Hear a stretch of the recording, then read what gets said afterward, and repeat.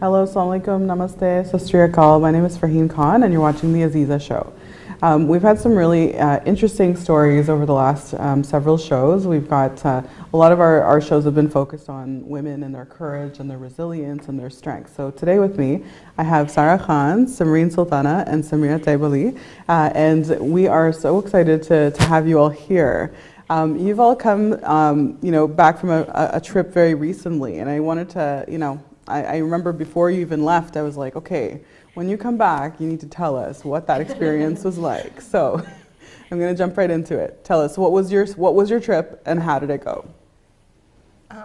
Okay, I can start. So as you know, we went to climb Mount Kilimanjaro, which is in Tanzania. So I guess each of us had our own little learning from it. So I can speak to mine, which was as hard as it may have been, it was also very enlightening because you learned a lot about, like you said, the resilient part of yourself, but your physical strength and the ability of how much you can push your will to complete something as tough as Kilimanjaro. Mm-hmm. Okay. Yes, no, definitely. It was one of the most epic trips that I have taken in my life, and mentally, emotionally, and physically challenging, but it also proves to you and that if you can do something like that, and just you can do pretty much anything when you put your mind to it. Yeah, it was definitely, I think, echoing what Sara and Samreen said, not only a physical challenge, but at the end it's really just mind over matter. I don't think any of us were completely prepared, and I don't think anyone really can be completely prepared for a challenge like that. You read as much as you want and do the research online, read people's blogs, but until you're actually on the mountain and it's you alone, you have to make it to the top. You have to use your will and push yourself to the top. So tell us, for the audience who doesn't know Kilimanjaro, tell us how large it is, tell us how long it took you. So it's the tallest mountain in Africa, okay. 5,895 meters. Yes. So you can do varying routes, I think, depending on what you want to book. So we took what's called the whiskey route, and our plan was to do that hike in 6 days and 5 nights. Okay, and did you manage? Yes, alhamdulillah. So we did all manage to summit, some of us to a certain point, and then there were others who did go all the way to the Uruhu Peak. And during that journey, I think because we were doing it separately, we were doing our summit on the last day, we each sort of had our own experiences as well while we were climbing. Yeah, because I think even though we went together, one of the things we had agreed is that when we get there on the last day, because the summit day is the hardest day by far, and we said that if you're there and you're at the top, if you're on your way, if you're going, go all the way. Don't wait for anybody. We'll all do our own thing that day. Right. Because we had our own pace, especially the last day. For the first 5 days we were all together. The last day we were summiting, it was, I would have to say, the most challenging, and that's something that you can't prepare for because the altitude changes, the oxygen level changes, so every body works differently. It's going to react differently. Right. So all three of us, we were at a different level, and we summited at different times. So, but we still made it, alhamdulillah, and it was amazing. So tell me, how many, the 5 days, I'm just trying to paint a picture for the audience so they really understand, right? How difficult this was. So describe to us, on each of those days, what were you doing basically for 5 or 6 days? Climbing up. just keep ascending because it's a mountain. So you climb, you hike. One day, 5 hours, you camp, you rest, and then each day becomes a little harder, a little challenging. And it's steep, and you're going. Yes, up, yes, right? and our porters, our guides were so amazing. They helped us out so much, and the last day, it's pretty steep. And you're basically climbing rocks, big bulldozers. Yeah, and I think that's the thing too, is that so when you go hiking here, we go to Kelso to hike, and there's a trail and everything's nice. Right. There's no real there's no trail as much as there's a route to climb. Right. There isn't really a trail, so there was different days we were climbing over different terrain. One day was muddy kind of terrain. The other day we're climbing over big boulders and rocks. Right. Yeah, one day was rainforest. It was beautiful. Like that was Yeah, the first day. That was the first day. and yeah. it was amazing. And then the last yeah. day is scree, which is basically like sandy rock. So Right, that okay. makes the summit even more challenging. Is that Challenging. it's not Yeah. flat, packed ground that you're climbing up. Right. And it's something you can't physically, like we were talking about this before. You can train. You should definitely train. That would be the smartest thing to do. Go to the gym, go to hikes, which we all three of us did before the hike. And we were so prepared. We're like, why can't this happen sooner? We just want to do it this now because we were so ready. Right. But once you're there, it's just, you know, it's mind over matter, like Sameera said, and you know, different things are gonna could hit you, Yeah, like different things, altitude will hit you, and oxygen level is gonna decrease. But physically, yes, definitely prepare yourself. But in order to climb a mountain, to prepare for that, you just climb another mountain, which we don't have here. The other thing also, you know, to give everyone a little bit more on the day, we would climb up at a higher elevation, but we would sleep at a lower elevation. So that would be our camp. So we would start early morning, hike for as many hours as we would, and then camp at a lower level, and then start again. Sometimes it would be 6 in the morning, sometimes it would be later, and then, so each day would be served breakfast, or we would have lunch boxes provided by them, or we would stop to have lunch. So each day would be different. Our terrains would be different. Our sort of mood and emotional behavior would be different as well. Okay. Yeah. Yeah. I think what helped us too was there was a good sense of humor between us. So I Yes. think that camaraderie, like Yeah. I think that really helped Yes. too. Yeah. Because there were days that it was hard. Like it's not, you know, people say climb a mountain. It's not a walk in the park. Yeah, it's not. It is actually physically climbing a mountain. So Yeah. No, I think that's true. having people to kind of experience the misery as well with you helps. Like, you know, they say misery loves company. Yeah. You know? Yeah. And I say that also to say that it was still an like epic experience. Yeah. Amazing. Yeah. So what inspired you all to go? Why did you go? Wow. I think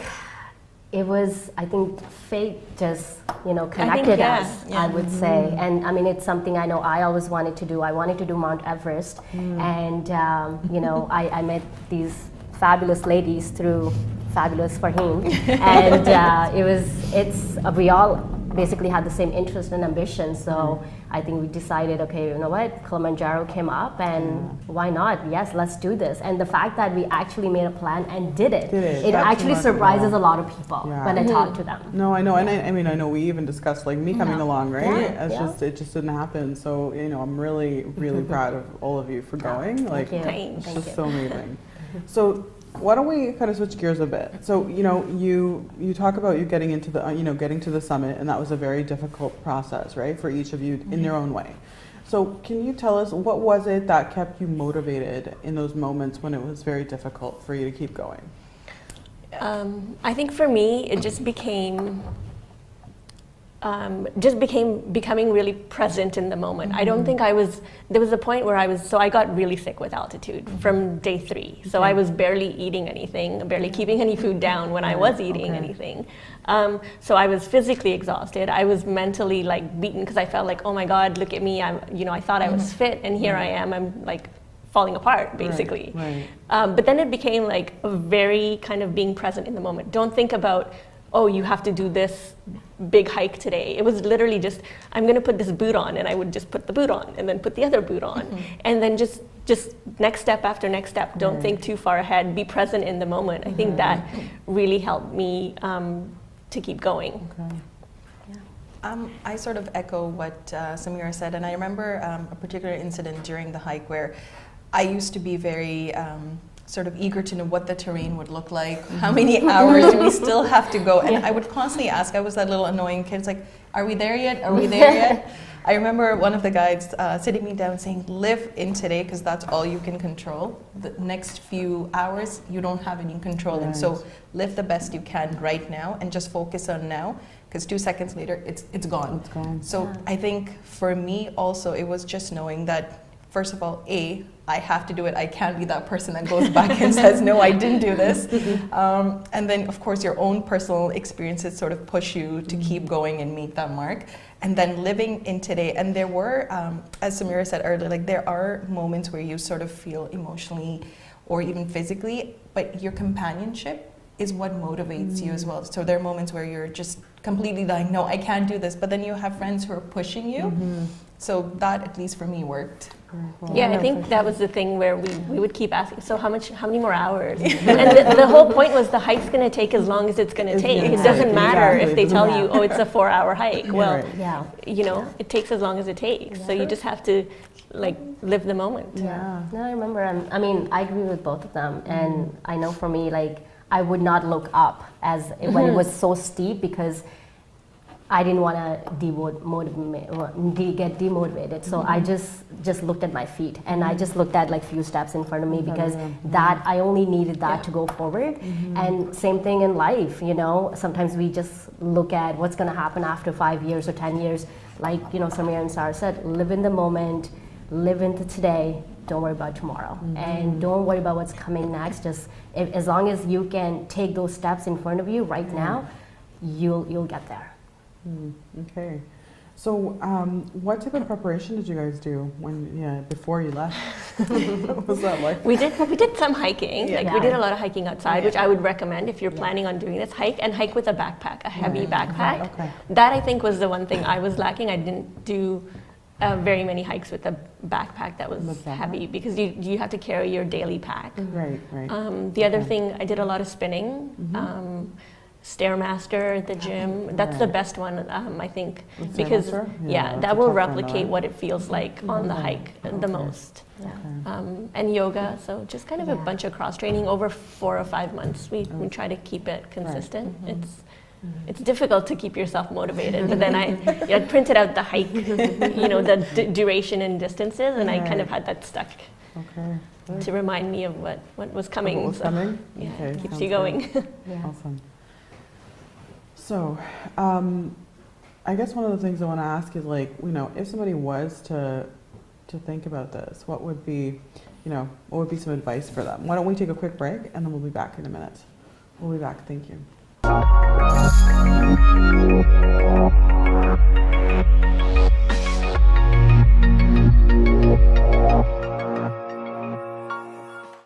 Hi everyone, welcome back to the Azeeza Show. My name is Farheen Khan, and today I have with me my guests, and we're talking about the trip to Kilimanjaro that these wonderful women have done, which is quite remarkable. So tell me, you know, we were just talking before the break. I wanted to kind of ask you, you know, there's one thing to like physically climb a mountain, there's another to sort of metaphorically climb a mountain in a person's life, right? We all go through really difficult times, and you know, I'm really curious to know, as I'm sure the audience is, what was the most difficult moment that you had on that mountain, and how did you really, maybe each of you can kind of tell us what your experience was like, and just like, you know, what was it that really you learned from that experience? You know, what was it what impression did that leave on you? I guess I can go first. So there were, I think, 2 definitely big moments during the trip that sort of broke me down.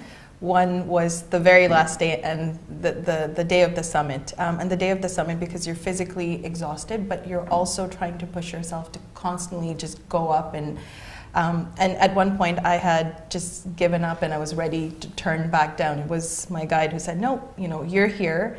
If you're here this far, what's stopping you to keep going the next few hours? And that sort of resonated with me, and that sort of applies to your life as well, that you know, we're doing so good, we've come so far, continue at it. Why do you need to stop? Push, use all your willpower that you have, all the strength in your body or in your mind that you have to constantly keep going.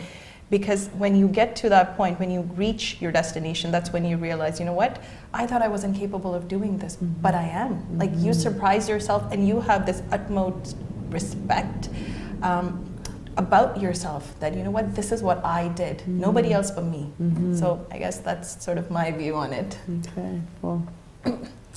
I guess for me, I know when we landed, I couldn't sleep.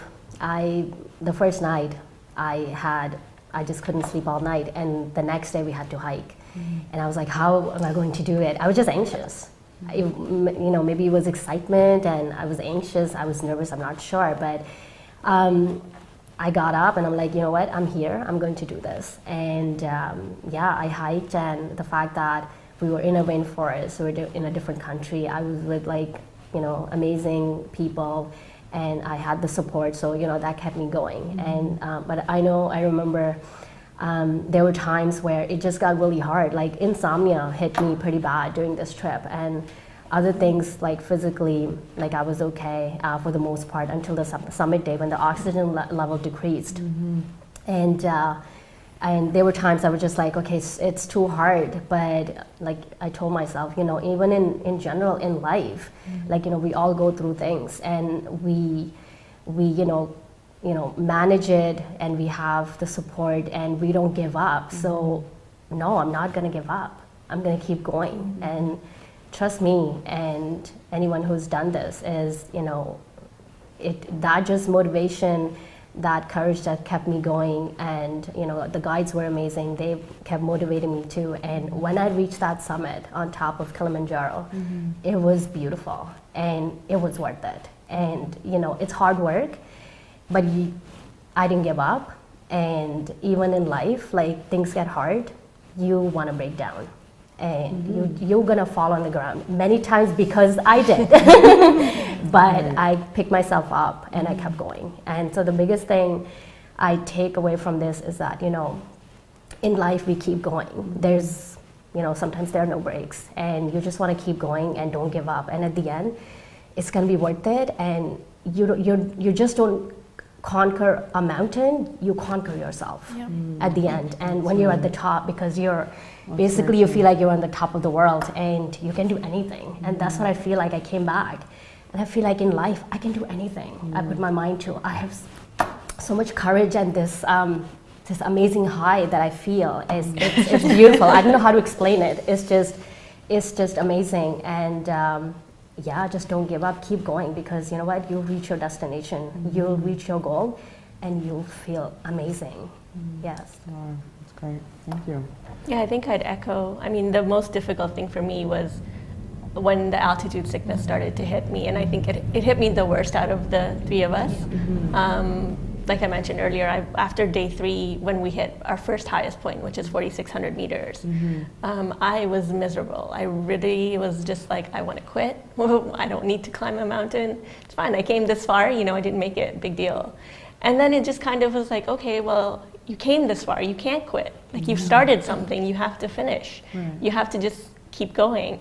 And then I think both Sara and Samreen have mentioned in their comments a little bit, but support is huge. When you think, you know, it is up to you at the end. Yeah, you have to pick yourself up. You have to go. But having support makes a huge difference. So if you, in your life, if you're in a difficult spot, if you're, you know, in a place where you feel like you don't have an out, because this is what it was like on the mountain. There was no quitting. You couldn't like, I'm just going to go back down now.